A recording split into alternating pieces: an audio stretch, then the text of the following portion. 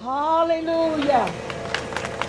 In front of the former clubhouse, Wednesday's ceremony marks the start of a planned transformation of the former Royal Virginian Golf Course in Goochland County into a memorial for those lost to COVID-19. Gardens of Tranquility is a place where healing begins. The brainchild of Dr. Arlene Simmons, she purchased the land through her 25-year-old Richmond nonprofit. It says she was inspired by children she worked with who shared what they lost due to the pandemic, including family. In the pain of their grief, these young minds decided it was not only important, but necessary to remember loved ones in an honorable and permanent way. Simmons says the idea is for 4 phases of development with a $33 million price tag. The memorial wall and rock gardens will also honor those lost to other health issues and kids lost to gun violence, and will also have spaces for people to experience things like golfing, hiking, or gardening. It's a challenge if you've never been exposed to it, but it's happiness when you are exposed to it. However, yard signs expressing opposition greeted attendees as they entered on the only road leading to the property.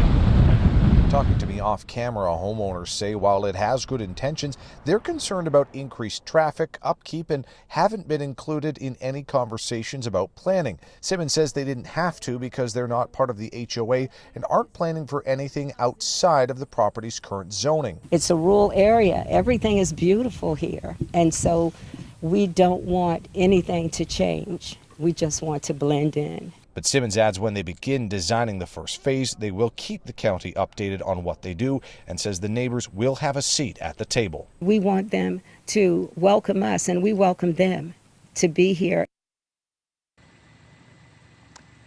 Now, Simmons says they'll be starting that design phase for the first part next month. We also reached out to the county about all this. They say they have met with the nonprofit and they told them about their ideas, but have not submitted any formal use applications or rezoning applications. And without that, they say it's too early to say what, if anything, might be needed to make this a reality, but that they'll likely have to go through that process at some point, which will lead to public hearings.